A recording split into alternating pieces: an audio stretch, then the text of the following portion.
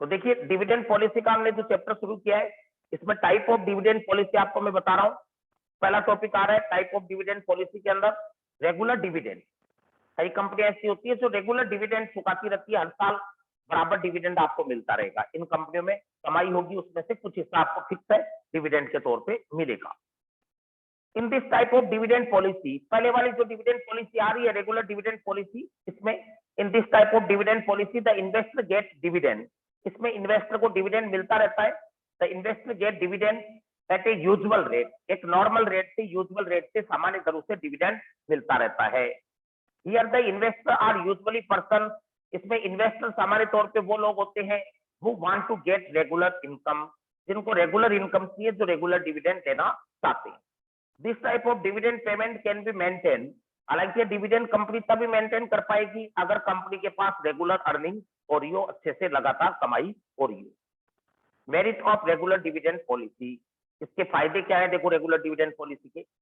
It help in creating confidence among the share holder, it help in creating confidence, इससे confidence पैदा होता है among the share holder, share holder के बीच में इससे क्या आता है confidence, it create confidence among the share holder. It stabilize the market value of share, दूसरी बात क्या है, इससे मार्केट वैल्यू जो है शेयर की वो भी क्या रहती है स्टेबलाइज है, मार्केट वैल्यू पे कोई गलत असर नहीं पड़ता अगर रेगुलर डिविडेंड चुकाएंगे तो। It help in maintaining it help in maintaining the goodwill of company, इससे कंपनी की गुडविल भी सही मेंटेन रहती है अगर कंपनी बराबर डिविडेंड चुकाएगी तो। And it help in giving regular income to the share holder, और साथ ही साथ इससे शेयर होल्डर को भी रेगुलर इनकम होती रहेगी। तो रेगुलर डिविडेंड अगर चुकाते हैं तो वो अच्छी बात है, कंपनी के शेयर होल्डर में कॉन्फिडेंस रहेगा, मार्केट वैल्यू गुडविल ये अच्छे से बनी रहेगी और शेयर होल्डर को भी बराबर एक रेगुलर इनकम होती रहेगी। दूसरी आती है इसके बाद में स्टेबल डिविडेंड पॉलिसी। स्टेबल, ऊपर वाली रेगुलर थी, इसमें स्टेबल में क्या होगा देखो, ये भी रेगुलर की तरह ही है। Here the payment of certain sum of money is regularly paid to the share holder, here इसमें the payment of certain sum of money, इसमें एक निश्चित धनराशि जो है is regularly made to the share holder, वो शेयर होल्डर को एक निश्चित धनराशि इसमें चुकाई जाती है। इट इज ऑफ 3 टाइप, और इसके 3 टाइप बता रहा है देखो स्टेबल के भी। Constant dividend per share, constant pay out ratio, या स्टेबल रूपी डिविडेंड प्लस एक्स्ट्रा डिविडेंड, 3 तरीके हो सकते हैं इसके। तो कांस्टेंट डिविडेंड पर शेयर, एक शेयर पे कितना रुपया डिविडेंड चुकाना है वो अगर कंपनी ने फिक्स कर रखा हो हर साल का।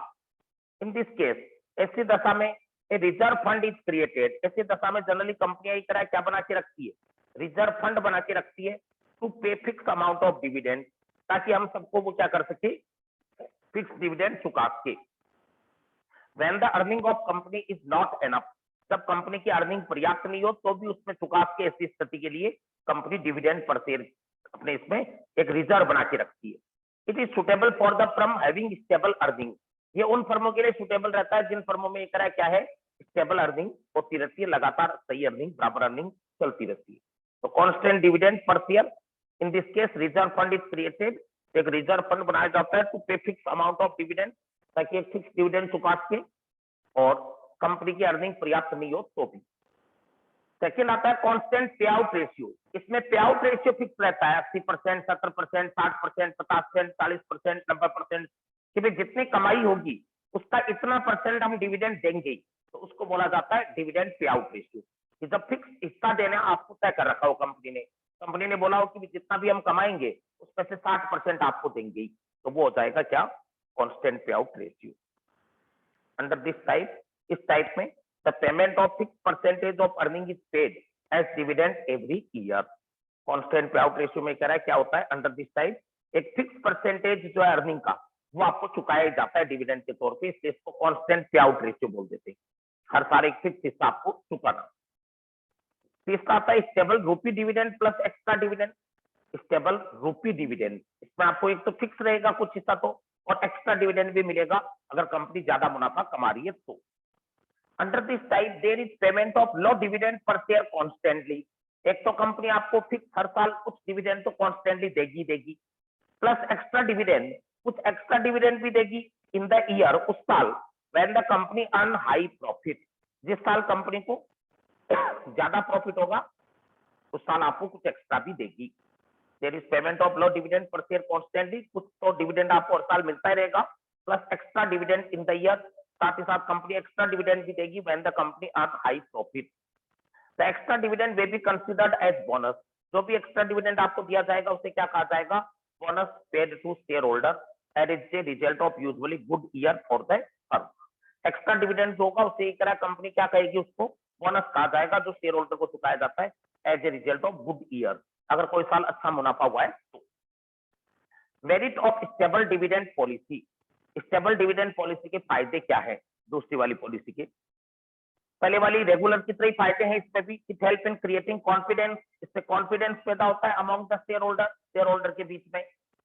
It stabilize the market value of share, इससे फर्म के शेयर की मार्केट वैल्यू जो वो स्टेबलाइज होती है। It help in maintaining the goodwill of firm, इसमें भी फर्म की गुडविल ये करा मेंटेन रह सकती है पहले वाली की तरह। और it help in giving regular income to the share holder, और ये शेयर होल्डर को भी रेगुलर इनकम देने का काम करता है। थर्ड आता है इसके बाद में इरेगुलर डिविडेंड, इरेगुलर डिविडेंड जिसमें डिविडेंड आपको नियमित अंतराल से नहीं मिलता। एज द नेम सजेस्ट, जैसा कि नाम से पता चल रहा है, here the company does not pay regular dividend to the share holder, इसमें कंपनी आपको रेगुलर डिविडेंड नहीं देती है। Company use this practice due to the following reason, ऐसा कंपनी क्यों करती है उसके पीछे रीजन बता रखा है क्यों आपको रेगुलर डिविडेंड नहीं देती। Due to uncertain earning of the company, company में अर्निंग जो है वो अनसर्टेन हो रही है इसकी वजह से हो सकता है। Due to lack of liquid fund, या कंपनी के पास लिक्विड रिसोर्स की कमी हो इस वजह से हो सकता है ऐसा। द कंपनी समटाइम अफ्रेड, कई बार कंपनी जो वो डरी भी होती है ऑफ रेगुलर इनकम, कि रेगुलर डिविडेंड देंगे तो शेयर होल्डर को आदत पड़ जाएगी गलत, तो वो इसलिए रेगुलर नहीं देना चाहती। या due to uncertainty of business, या बिजनेस में भी कई बार अनियमितता रहती है, तो इसमें कंपनी रेगुलर डिविडेंड नहीं दे पाती तीसरे वाले में।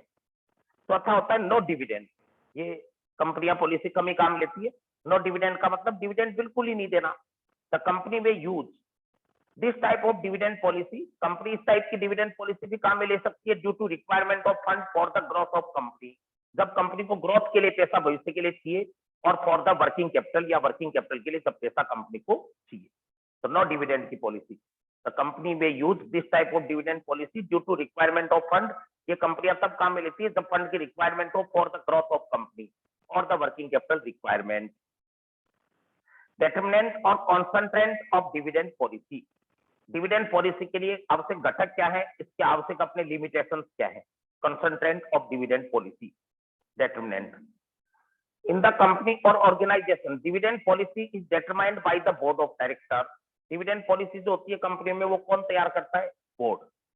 Having taken into consideration A number of factor, और इसके लिए बोर्ड कई सारे फैक्टर्स को ध्यान रखता है विच इंक्लूड लीगल रेस्ट्रिक्शन, जिसमें वैधानिक रूप से भी बाधाएं शामिल है, इम्पोज्ड बाय द गवर्नमेंट, जो गवर्नमेंट लगाती है to safeguard the interest of various parties और the constituent of the company. In the company और organisation dividend policy is determined, dividend policy एक कौन तय करता है, board of director. Having taken into consideration, और वो इसके लिए ध्यान रखता है ए नंबर ऑफ फैक्टर, कई सारे फैक्टर को ध्यान रखता है जिसमें लीगल रेस्ट्रिक्शंस भी शामिल है, और दूसरे जो अपने कोई imposed by the government to safeguard the interest of various parties और constituent of company.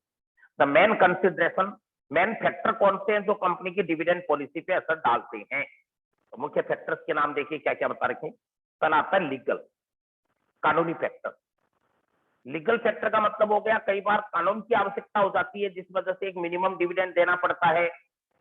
As regard case dividend policy several legal constraint bar upon it, bear upon it, जो हम डिविडेंड चुकाते हैं केस में उस पर एक कई सारे अपने लीगल कंसेंट्रेंट होते हैं, कई सारी वैधानिक बाधाएं होती है। ए फर्म में not pay a dividend which will impair capital, जैसे कानून में लिखा हुआ है कि एक फर्म ऐसा डिविडेंड नहीं देगी विच विल इंपेयर कैपिटल, जिससे कैपिटल पे गलत असर पड़ता हो, मतलब पूंजी आप गठा करके डिविडेंड नहीं दे सकते, पूंजी में से नहीं दे सकते, कैपिटल में से नहीं दे सकते। Dividend must be paid out of firms earning, हमेशा डिविडेंड किस में से दिया जाना चाहिए, फर्म की अर्निंग में से। दूसरा आता है फाइनेंशियल कॉन्सेंट्रेंट, वित्तीय बाधाएं।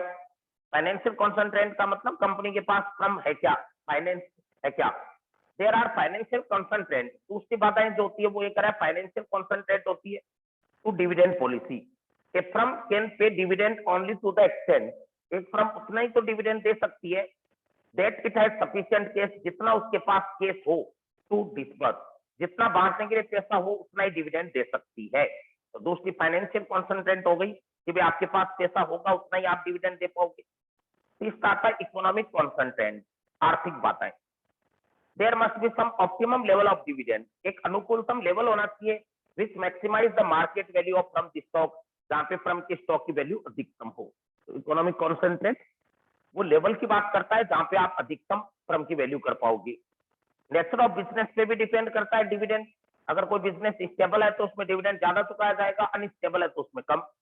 ए company having a business of nature, अगर कोई बिजनेस ऐसी नेचर का है जो रेगुलर अर्निंग वाला है, may like to have a stable और कंसिस्टेंट डिविडेंड पॉलिसी, तो उसमें डिविडेंड पॉलिसी भी स्टेबल रहेगी। जैसे इंडस्ट्रीज जो मैन्युफैक्चरिंग कंज्यूमर गुड्स, जो कंज्यूमरेबल आइटम बनाते हैं, उनके अंदर स्टेबल डिविडेंड पॉलिसी पाई जाती है एफएमसीजी सेक्टर में। तो बिजनेस अगर रेगुलर इनकम देने वाला हो, स्टेबल हो, तो ऐसी दशा में आपको रेगुलर इनकम वाली पॉलिसी शामिल लेनी चाहिए। एग्जिस्टेंस ऑफ कंपनी, कंपनी का अस्तित्व, the length of existence of company, company कितनी पुरानी है, कंपनी का लेंथ कितना है, कितने टाइम से है, अफेक्ट डिविडेंड पॉलिसी, इसका भी एक डिविडेंड पॉलिसी पे असर पड़ता है। With their long standing experience, अगर कोई कंपनी का पुराना लंबा अनुभव है, long standing experience, the company may have a better dividend policy, तो ऐसी दशा में कंपनी में उसमें डिविडेंड ज्यादा अच्छा हो सकता है। अगर ये करा है कि कोई कंपनी जो है लॉन्ग स्टैंडिंग एक्सपीरियंस रखती है तो company may have a better dividend policy than the new company, नई कंपनी की तुलना में उनमें ज्यादा डिविडेंड होता है। तो पुरानी कंपनी में ज्यादा डिविडेंड होगा नई की तुलना में। टाइप, कंपनी के ऑर्गेनाइजेशन का टाइप कैसा है। In a private company and conservative dividend policy may be followed, अगर कोई निजी कंपनी है तो उसमें कंजर्वेटिव पॉलिसी कहां मिली जाती है, थोड़ी कंजर्वेटिव का मीन क्या हो गया, संरक्षणवादी, थोड़ी कठोर, डिविडेंड कम चुकाएगी वो। जबकि अगर पब्लिक कंपनी है, a more progressive and promising dividend policy will be the better decision, तो वहां ज्यादा प्रोग्रेसिव अच्छा डिविडेंड चुकाने वाली पॉलिसी सही रहेगी।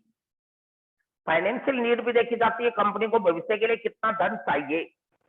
Need of the company for additional capital affect the dividend policy, need of the company की कंपनी की क्या आवश्यकता है, और एडिशनल कैपिटल, अतिरिक्त पूंजी के लिए कंपनी को क्या जरूरत है, नीड ऑफ द कंपनी और additional capital affect the dividend policy, कि हमें कितना धन और चाहिए वो भी हमारी आवश्यकता को तय करता है।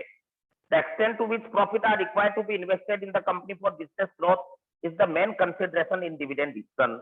द एक्सटेंट, वो मात्रा to which the profit are required to be invested, जिस मात्रा तक हमें प्रॉफिट को इन्वेस्ट करना है कंपनी में, वो डिविडेंड पॉलिसी का एक महत्वपूर्ण डिसीजन होता है। मार्केट कंडीशन का भी हमें ध्यान रखना होता है, बिजनेस साइकिल, बाजार में कैसा दौर चल रहा है, बूम एंड डिप्रेशन, तेजी मंदी का दौर कैसा है, अफेक्ट डिविडेंड डिसीजन, इनका भी डिविडेंड डिसीजन पे एक असर पड़ता है। इन डिप्रेस मार्केट, एक डिप्रेस मार्केट के अंदर जो अगर मंदी का बाजार हो उसके अंदर higher dividend declaration are used to market securities, अगर ये करा है कोई बाजार जो है वो डिप्रेस है, बहुत ही ज्यादा मंदी में चल रहा है, higher dividend declaration are used, तो वहां डिविडेंड ज्यादा डिक्लेयर किया जा सकता है for creating a better image of company. अगर सब कंपनियों में मंदीवाड़ा आया हुआ है तो हम अपनी कंपनी में ज्यादा अच्छा डिविडेंड दे सकते हैं ताकि लोगों में इमेज बढ़े। ड्यूरिंग द बूम, जबकि तेजी के दौरान company may like to save more, company बचाने की सोच सकती है, क्रिएट रिजर्व, रिजर्व बना सकती है फॉर ग्रोथ के लिए एंड एक्सपेंशन और विस्तार के लिए, और meeting it's working capital requirement, या वर्किंग कैपिटल की आवश्यकताओं को पूरा करने के लिए। फाइनेंशियल अरेंजमेंट, वित्तीय व्यवस्थाएं, in case of financial arrangement being entered into or being planned like merger or amalgamation with another company, liberal policy of dividend distribution is followed to make the share stock more attractive. In case of financial arrangement, अगर कोई financial arrangement की जाती है, being entered into or being planned like merger or amalgamation with another company, अगर हम ये करें कोई फाइनेंशियल अरेंजमेंट करते हैं, being entered into or being planned like merger or amalgamation with another company, अगर कोई फाइनेंशियल अरेंजमेंट किया जाता है जैसे मर्जर अमलकमेशन कुछ कर रहे हैं हम दूसरी कंपनी के साथ, liberal policy of dividend distribution is followed, तो लिबरल पॉलिसी एक काम में ली जा सकती है टू मेक द शेयर और स्टॉक मोर अट्रैक्टिव, ताकि हम शेयर या स्टॉक को ज्यादा अट्रैक्टिव बना। Change in government policy, change in government policy particularly those affecting earning of the company are also taken into consideration. सरकार की कोई पॉलिसी बनी हुई है डिविडेंड को लेकर के तो वो भी ध्यान रखनी होगी। फिर आता है टाइप ऑफ डिविडेंड। डिविडेंड कौन कौन से प्रकार का दिया जा सकता है? डिविडेंड जैसे कैश डिविडेंड भी हो सकता है जो रोकड़ी दिया जाए अपने नकद। स्टॉक डिविडेंड भी हो सकता है जिसमें हम शेयर जारी करते बदले में, बोनस शेयर। बॉन्ड डिविडेंड भी हो सकता है और प्रॉपर्टी डिविडेंड भी। इंपॉर्टेंट है ये चारों। डिविडेंड में भी distributed among the share holder in the form of cash और स्टॉक। कौन कौन से टाइप आ रहे हैं देखो डिविडेंड की। कल आता है कैश डिविडेंड। ज्यादातर तो डिविडेंड से मतलब कैश से ही होता है।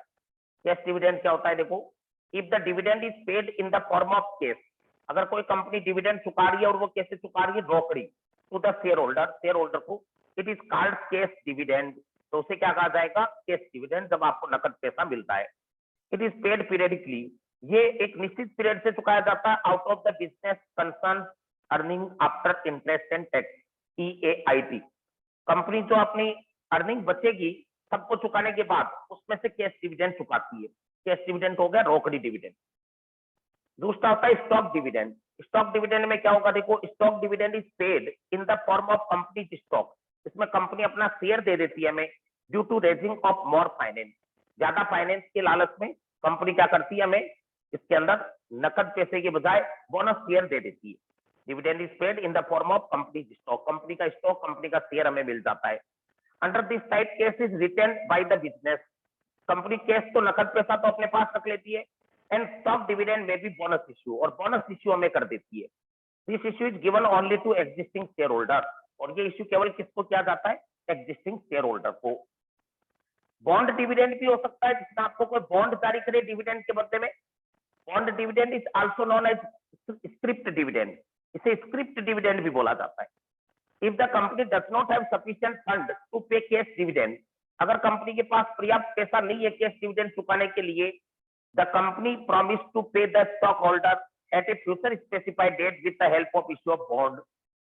तो कंपनी आपको बॉन्ड जारी कर सकती है जिसपे भविष्य में आपको ब्याज भी मिलने लग जाएगा। Property dividend, an alternative to cash और stock dividend, a property dividend. एक चौथा तरीका हो सकता है प्रॉपर्टी डिविडेंड का, can either include share of a subsidiary company, जिसमें कोई सब्सिडरी कंपनी के शेयर दिए जा सकते हैं, और फिजिकल असेट्स, या कोई फिजिकल असेट्स दी जा सकती है, such as inventory that the company hold. An alternative to cash और stock dividend, a property dividend can either include, इसमें क्या शामिल किया जा सकता है? Share of a subsidiary company और physical assets such as inventory that the company hold. The dividend is recorded at the market value of assets provided. Dividend जो होता है वो इसमें एक रिकॉर्ड किया जाता है किससे? मार्केट वैल्यू जो होती है assets की उससे। It will be distributed under exceptional circumstances. ये exceptional circumstances में ही दिया जाता है, कोई कंपनी बहुत ही रेयर केस में ये देती है। This type of dividend is not prevalent in the market. और ये जो चौथा टाइप पड़ा है ये इंडिया में प्रॉपर्टी डिविडेंड प्रचलित नहीं, इसमें जनरली प्रॉपर्टी डिविडेंड दिया जाता था। अब देखो प्रैक्टिकल पोर्शन शुरू हो रहा है इस चैप्टर का, वो ध्यान दीजिए, थ्योरी ऑफ डिविडेंड के नाम से। जैसे आपने कैपिटल स्ट्रक्चर थ्योरी पढ़ी थी, याद हो तो, रिलीवेंट, इररिलेवेंट, वहां पे ध्यान हो तो, मॉडल पढ़े थे अलग अलग। कौन कौन से आए थे कैपिटल स्ट्रक्चर थ्योरी में? NI अप्रोच आई थी, NOI अप्रोच आई थी, ट्रेडिशनल अप्रोच आई थी, MM मॉडल आया था कैपिटल स्ट्रक्चर में। वैसे डिविडेंड पॉलिसी भी आपको तय करने के लिए कुछ अलग अलग विद्वानों ने अलग अलग थ्योरी दी है। कुछ ने कहा है कि डिविडेंड का असर कंपनी की फर्म की वैल्यू पे पड़ता है, मतलब आप डिविडेंड कम देते हो या ज्यादा देते हो उससे फर्म की वैल्यू प्रभावित होगी। कुछ लोगों ने कहा कि फर्म की वैल्यू पे असर नहीं पड़ता। तो उसी के आधार पर ये अलग अलग थ्योरीज बनी हुई है। थ्योरी ऑफ डिविडेंड देखिए क्या कहती है ये। Dividend decision of the business concern is one of the crucial part of the financial manager. Dividend decision, dividend को चुकाने का जो निर्णय है ऑफ द बिजनेस कंसर्न, कोई भी व्यवसायिक संस्था में कि डिविडेंड चुकाना है या नहीं है, is one of the crucial part, वो एक बहुत ही महत्वपूर्ण हिस्सा है of the finance manager. Finance manager के लिए कह रहा है डिविडेंड चुकाना या नहीं चुकाना वो एक महत्वपूर्ण निर्णय है। Because it determine the amount of profit, क्योंकि इसी से ये तय होता है कि प्रॉफिट कितना डिस्ट्रीब्यूट करना है amount share holder, share holder में कितना देना है, and amount of profit to be treated as retain earning, और कितना प्रॉफिट है जो रिटेन अर्निंग के तौर पर रखना है for financing long term growth. Dividend decision जो होता है वो सबसे क्रूशियल डिसीजन है। फाइनेंस मैनेजर जो होता है वो ये तय करता है कि कितना प्रॉफिट तो आप शेयर होल्डर को दोगे और कितना प्रॉफिट आप रिटेन अर्निंग में रखना चाहोगे। हेंस द डिविडेंड और इसीलिए डिविडेंड जो पॉलिसी हम पढ़ रहे हैं, hence the dividend decision play very important part in financial management.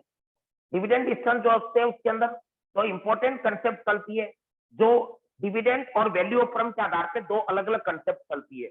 कुछ तो कहती है कि डिविडेंड का असर पड़ता है फर्म की वैल्यू पर, और कुछ कहते हैं कि डिविडेंड का असर नहीं पड़ता। इसी के आधार पे दो अलग अलग अवधारणाएं चलती है। कौन कौन सी देखिए, एक तो हम रिलीवेंस के आधार पे पढ़ेंगे, रिलीवेंट थ्योरी। रिलीवेंट थ्योरी तो ये मानते हैं कि भाई आप डिविडेंड चुकाओगे तो उसका असर पड़ेगा फर्म की वैल्यू पर। डिविडेंड कम दोगे तो अलग, कब डिविडेंड ज्यादा दोगे कम दोगे उसका असर फर्म की वैल्यू पे पड़ेगा। तो इसको तो बोलते हैं रिलीवेंट थ्योरी। इसमें दो अलग अलग विद्वानों ने अलग अलग मॉडल बताए हैं। एक आप पढ़ोगे गॉर्डन का मॉडल और एक पढ़ोगे वोल्टर का। पहले वोल्टर मॉडल दे रखा है, वोल्टर मॉडल वोल्टर नामक विद्वान ने दिया था, और दूसरा आप पढ़ोगे गॉर्डन मॉडल। गॉर्डन मॉडल तो अलग अलग मॉडल हो गए रिलीवेंट थ्योरी में। एक इररिलेवेंट थ्योरी भी पढ़ोगे, जिसका मतलब हो गया कि भाई आप डिविडेंड कम दो या ज्यादा दो, फर्म की वैल्यू पे असर नहीं पड़ेगा। इररिलेवेंट अप्रोच बोलते हैं उसको। एमएम अप्रोच पढ़ोगे आप इसमें, जैसे आपने उसमें भी पढ़ी थी ना एमएम अप्रोच, किसकी दी हुई थी, मौदगिलानी मिलर की। वैसे इसमें भी आप एमएम अप्रोच पढ़ोगे जो मौदगिलानी मिलर की दी हुई है। तो ये कहती है कि डिविडेंड आप कम दो चाहे ज्यादा दो, फर्म की वैल्यू पे कोई असर नहीं पड़ना। तो हम दोनों अप्रोच की बात करेंगे, रिलीवेंट और इररिलेवेंट। रिलीवेंट में पहले वॉल्टर मॉडल आएगा, उसके बारे में हम फार्मूला और उसकी थ्योरी पढ़ते जा रहे हैं, जो कहता है फर्म की वैल्यू पर असर पड़ता है, अब डिविडेंड कम चुकाओगे या ज्यादा चुकाओगे उस बात का।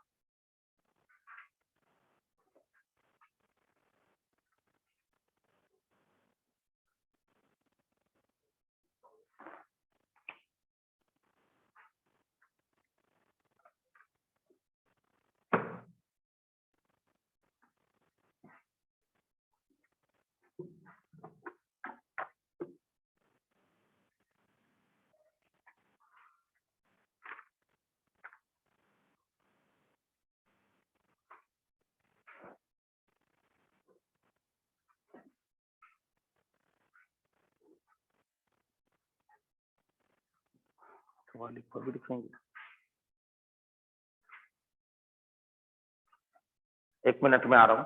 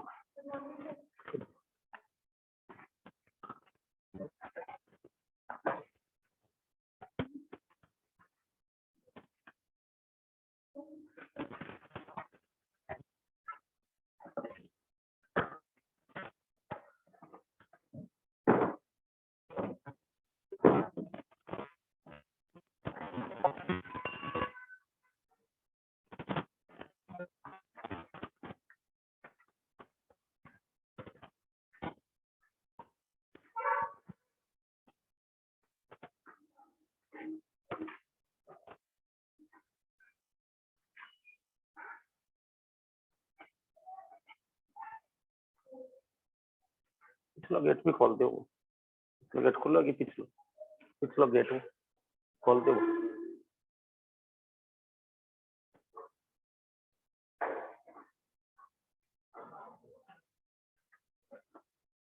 हाँ तो देखिए, पहला मॉडल वॉल्टर मॉडल और दूसरा हम पढ़ेंगे गॉर्डन। फार्मूले आएंगे इसमें, वो हमें बताएंगे कि अलग अलग लेवल पे डिविडेंड जो करेंगे वो चुकाएंगे उसका क्या असर पड़ेगा फर्म की वैल्यू पर। तो वो देखिए, सबसे पहले रिलीवेंस ऑफ मॉडल, जो रिलीवेंस थ्योरी वाले, रिलीवेंस का मीन इसमें हम ये मानेंगे कि फर्म की वैल्यू अफेक्टेड होती है किससे, डिविडेंड से। If the choice of dividend policy affect the value of firm, if the choice of dividend policy, अगर डिविडेंड पॉलिसी जो है उसकी choice affect the value of firm, firm की वैल्यू पे अगर असर डालती है, it is considered as relevant, तो उसे रिलीवेंट थ्योरी कहेंगे। In that case a change in the dividend payout, अगर डिविडेंड पे आउट हम चेंज कर देंगे, डिविडेंड पे आउट किसको बोलते हैं, जितनी कमाई में से जितना हिस्सा आपको चुकाया जा रहा है उसको पे आउट बोलते हैं। डिविडेंड पे आउट की 100 रुपया कमाया, 80 रुपया, 80% डिविडेंड पे आउट अगर बोला तो इसका 80% आपको दे देते हैं कमाई में से, 60% बोला तो 60% दे देते हैं। तो ये करा change in dividend pay out ratio will be followed, इसमें क्या होगा, रिलीवेंट थ्योरी जो हम पढ़ रहे हैं पहले वाली रिलीवेंट थ्योरी जिसके दो मॉडल आएंगे, इसमें एक डिविडेंड पे आउट रेशियो जो होगा will be followed by a change in the market value of firm, उससे फर्म की मार्केट वैल्यू पे असर पड़ेगा। If the dividend is relevant, अगर डिविडेंड रिलीवेंट होता है, there will be an optimum dividend पे आउट रेशियो, तो हम एक अनुकूलतम पे आउट रेशियो बता देंगे जहां पे फर्म की वैल्यू सर्वाधिक होगी। ऑप्टिमम पे आउट रेशियो उस रेशियो को बोलेंगे which give highest value of the market value पर शेयर, हम वो रेशियो बता देंगे कि इतना डिविडेंड पे आउट करो, कमाई में से इतना हिस्सा चुकाओ, वहां पे फर्म की वैल्यू ज्यादा से ज्यादा होगी, वो आपको हम फर्म बता देगी। तो इसके मॉडल में से पहला मॉडल आ रहा है वॉल्टर मॉडल, क्या कहता है ये देखिए, किस तरीके से फर्म की वैल्यू पे असर पड़ेगा डिविडेंड का, वो देखिए। Professor James E Walter has developed A theoretical model, उन्होंने एक थ्योरेटिकल मॉडल बताया था विच शो द रिलेशनशिप, जो रिलेशनशिप बताता है between dividend policy and common stock price. उन्होंने एक मॉडल दिया था जो बताता है कि अलग अलग पॉलिसी रखने पर, डिविडेंड अलग अलग चुकाने पर फर्म की वैल्यू पर क्या असर पड़ेगा, शेयर की वैल्यू पे क्या असर पड़ेगा। अगर शेयर की वैल्यू पे असर पड़ेगा इसका मतलब वो डिविडेंड पॉलिसी रिलीवेंट हो गई, कम डिविडेंड चुकाएंगे ज्यादा चुकाएंगे उसका। The model operate on the objective, ये मॉडल वॉल्टर ने इस उद्देश्य के आधार पर दिया था of maximising common stock holders wealth, कि कंपनी स्टॉक होल्डर की वेल्थ को अधिकतम करे। Walter model is based on the following assumption, Walter का मॉडल जो है वो कुछ मान्यताएं भी रखता है, जैसे आपने उसमें कैपिटल स्ट्रक्चर में पढ़ी थी, क्या मान्यताएं है याद रखना अच्छे से, बहुत ही इंपॉर्टेंट है। The firm finance all investment through retain earning, इसमें यह माना गया है कि फर्म के पास रिटेन अर्निंग के अलावा और कोई सोर्स नहीं है इन्वेस्टमेंट करने का, मतलब फर्म को अपनी ग्रोथ के लिए पैसा चाहिए तो वो एक ही तरीके से करेगी पैसे की व्यवस्था, कहां से, रिजर्व में से, रिटेन अर्निंग में से, इसमें और कोई तरीका नए शेयर जारी करना, डिवेंचर जारी करना ये माना जाता है, इसमें नहीं होता। The firm finance all investment through retain earning, मतलब फर्म के पास इन्वेस्टमेंट करने का एक ही ऑप्शन है, क्या, रिटेन अर्निंग। दैट इज डेब्ट और new equity is not issued, इसका मतलब हम इनडायरेक्टली ये भी कह सकते हैं कि कंपनी डेब्ट या इक्विटी जारी नहीं कर सकती, इसमें डेब्ट या इक्विटी या नए शेयर जारी नहीं किए जाएंगे, रिजर्व ही काम में लेगी, इसलिए रिजर्व में पैसा जरूरी है। The firm internal rate of return IRR, जिसको हम आर बोलेंगे, और cost of capital R constant, वो दोनों आप ये मानोगे कि भी स्थिर है इसके अंदर। एक तो आर जो थी इंटरनल रेट ऑफ रिटर्न, और दूसरी चीज इसके अंदर क्या बोला गया है, इंटरनल रेट ऑफ रिटर्न के अलावा कॉस्ट ऑफ इक्विटी, तो ये दोनों इसमें स्थिर माने गए। पहली अजम्पशन तो मान रहे हैं कि रिजर्व का आपके पास एक ही सोर्स है, कौन सा, रिटेन अर्निंग। दूसरा हम ये मान रहे हैं कि आर का मतलब होता है internal rate of return, IRR, ये क्या होती है ध्यान रखिए, इसको IRR भी बोल देते हैं, इंटरनल रेट ऑफ रिटर्न, या रिटर्न ऑन इन्वेस्टमेंट भी बोल दिया जाता है, ROI, कि भाई हम कितना कमा रहे हैं। ध्यान से सुनो, इसमें एक वर्ड कहां मिलेंगे हम वॉल्टर मॉडल में, आर का मतलब है हमारी फर्म कितना कमा के दे रही है एक्चुअल में, कि हम रिटर्न ऑन इन्वेस्टमेंट, ये जैसे रेट परसेंट में दी हुई रहेगी, मान लो 20% है, इसका मतलब हुआ आप 100 रुपया अगर मुझे दोगे तो मैं 20 रुपया साल का कमा के दूंगा। आर का मतलब क्या हो गया, एक्चुअल में मेरी कितनी कमाई है कंपनी की, तो कंपनी आपको कह रही है कि हमारी आर 25% है, इसका मतलब आप 100 रुपया लगाओ आपको कितना कमा के देंगे, 25, रिटर्न ऑन इन्वेस्टमेंट, ये स्थिर मानेंगे। साथ ही साथ के का मतलब क्या हो जाता है, cost of equity, cost of equity वो भी स्थिर मानेंगे, ये दोनों कांस्टेंट मानेंगे। कॉस्ट ऑफ इक्विटी का मीन आप कितनी उम्मीद करते हो, आपको क्या लागत लग रही है, आप कम से कम कितना रिटर्न चाहते हो, आप कहते हो सर हमारी के 12% है, इसका मतलब आप अपना पैसा कहीं भी लगाओ आप कम से कम 12% चाहते हो, मेरी कंपनी में लगाओ, दूसरी में लगाओ, YZ किसी में भी लगाओ, आपको 12% चाहिए। इससे कम होगा तो आपके लिए अच्छा नहीं लगेगा आपको। मैं आपको आर कितनी बता रहा हूँ, 20।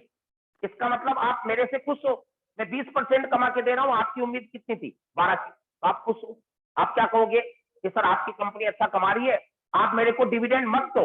देखो इनका असर क्या पड़ता है, सुनो, आर और के कांस्टेंट रहते हैं, लेकिन इनकी 3 स्थिति हो सकती है।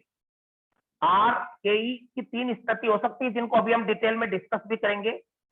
ये 3 स्थिति, आर मोर देन के हो सकता है। एक तो ये कांस्टेंट तो रहते हैं, लेकिन कांस्टेंट का मतलब जितने भी हैं उतने ही रहेंगे। आर मान लो 20 है, के 12 है, फर्म को ग्रोथ वाली फर्म मानेंगे कि आप 12% की उम्मीद कर रहे हो, मेरी कितनी कमा के दे रही है, 20। ग्रोथ फर्म है, अच्छी फर्म है, आप डिविडेंड लेना ही नहीं चाहोगे, आप डिविडेंड लेना ही नहीं चाहोगे। क्यों? क्योंकि आपको क्या लगेगा, 0% पे आउट, 0% डिविडेंड पे आउट। आप क्या कहोगे कि सर मेरे को आप मत दो डिविडेंड, आप पूरा आपके पास ही रख लो। मैंने कहा ले लो, 20 रुपया ले जाओ। आप क्या कहोगे कि सर 20 रुपया आप फर्म में लगाओ, आपकी कंपनी हमें ज्यादा रिटर्न दे रही है, किसकी तुलना में, हमारी कॉस्ट की तुलना में। इसमें यह माना जाता है कि आप भी क्या करोगे, पैसे मेरे से ले जाके कोई दूसरी कंपनी के शेयर खरीदोगे। तो आप ये बताओ, दूसरे के खरीदने के बजाय फिर मेरी के ही खरीदोगे ना। इस मॉडल में क्या माना गया है, वॉल्टर में, कि मैं अगर डिविडेंड आपको चुकाता हूं, डिविडेंड का आप क्या करोगे, वापस इन्वेस्ट करोगे। लेकिन वापस इन्वेस्ट उस कंपनी में ही करना चाहोगे ना जिसका आर बड़ा है, किससे, के से, रिटर्न ज्यादा देती है। तो आप फिर इस पॉलिसी में फिर मेरे को ये भी तो बोल सकते हो ना कि सर डिविडेंड आप देवो ही मत, हम किसी के खरीदेंगे, आपके खरीदेंगे शेयर, इससे अच्छा आप अपने पास ही रख लो। फालतू में खरीदेंगे बेचेंगे उनका, आप डिविडेंड दोगे, टैक्स लगेगा और लगेगा, आप ही रख लो। तो क्या इसमें डिविडेंड चुकाना चाहोगे, आर मोर देन के होगा तो लेना ही नहीं चाहोगे।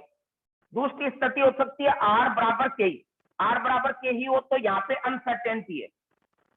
अनसर्टेन का मतलब आप कहोगे कि सर आप 12% ही आप कमा के दे रहे हो, 12% ही हमारे क्या आ रही है, कॉस्ट आ रही है, दोनों एक दूसरे के बराबर हो गई। कॉस्ट और रिटर्न अर्निंग, कॉस्ट और जितना आपके 12% कॉस्ट था, कमा के मैं 12 दे रहा हूं।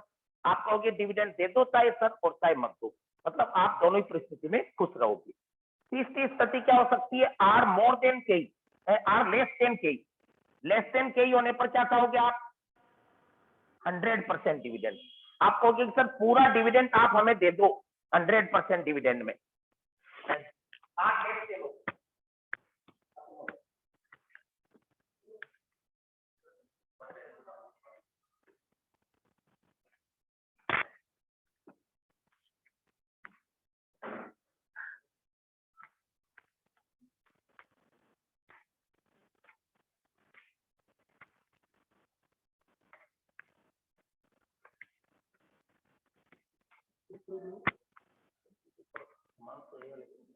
मोबाइल में भेजती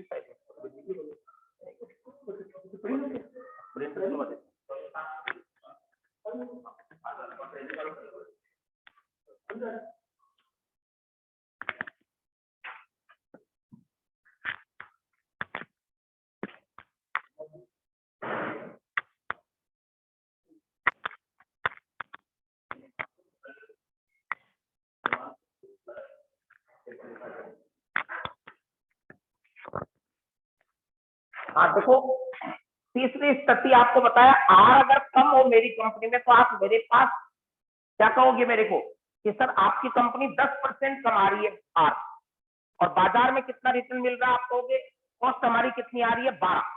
आपकी मिनिमम कॉस्ट कितनी आ रही है, 12। पेपर ले आओ। तो मिनिमम कॉस्ट 12 है और मैं कमा के दे रहा हूं 10 ही, तो आप क्या कहोगे कि सर आप रहने दो, आप हमें डिविडेंड दे दो पूरा। आप क्या कहोगे, पूरा ही डिविडेंड लेना चाहोगे, जितनी कमाई हो रही है मेरी पूरा पूरा 100% डिविडेंड लेना चाहोगे। और इस स्थिति में यह भी हो सकता है आप मेरी कंपनी को छोड़ के भी चले जाओ।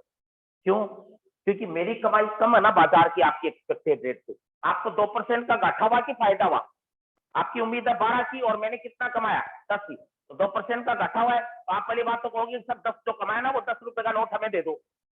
फिर आप कहोगे कि सर हम जा रहे हैं, शेयर बेच रहे हैं आपकी कंपनी।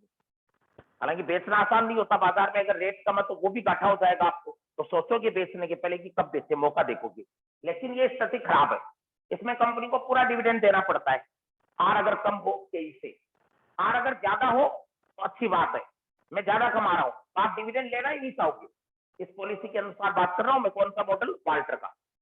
आर अगर बराबर है तो आप कहोगे आपकी इच्छा है सर देवो कि नहीं देवो वो, और आर अगर कम हो जाए, रिटर्न में कम कमा के दे रहा हूं, तो आप वैसे नाराज हो जाओगे, आप पूरा डिविडेंड पे आउट ले जाओगे। तो क्या करा है, देखो एक दूसरी अजम्पशन हमने पढ़ी है कि फर्म की आईआरआर, जिसको आर बोलेंगे शॉर्ट में, और कॉस्ट ऑफ कैपिटल दोनों क्या रहेंगे, कांस्टेंट, मतलब इनमें चेंज नहीं होता।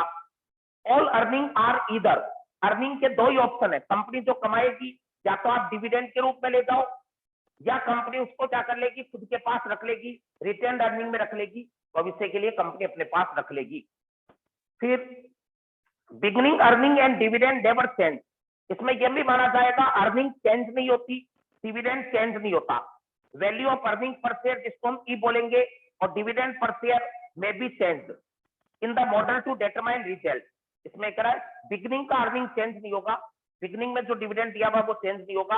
हालांकि आप मॉडल पे अलग अलग डिविडेंड पे आउट जरूर चेंज कर दोगे, कभी कहोगे कि 50% देके देखें, कभी 60% देखें, कभी 100%, डिविडेंड अलग अलग पे आउट देखोगे। फर्म की इसमें कह रहा है कि वेरी लॉन्ग और इनफिनिट लाइफ, फर्म की लंबी लाइफ होती। थोड़ा सा इनको कल ले आऊंगा वापस इस मॉडल को, आज वो टेस्ट चल रहा है अपने, तो आप लोग मॉडल को कल देखना। आज सर की भी क्लास नहीं है, सेबी वाली भी, कल सुबह वापस 7 बजे क्लास है, ध्यान रखना, ठीक है ना। कुछ दिन 7 बजे का है, आपको लफड़ाबाद भी नहीं देगा।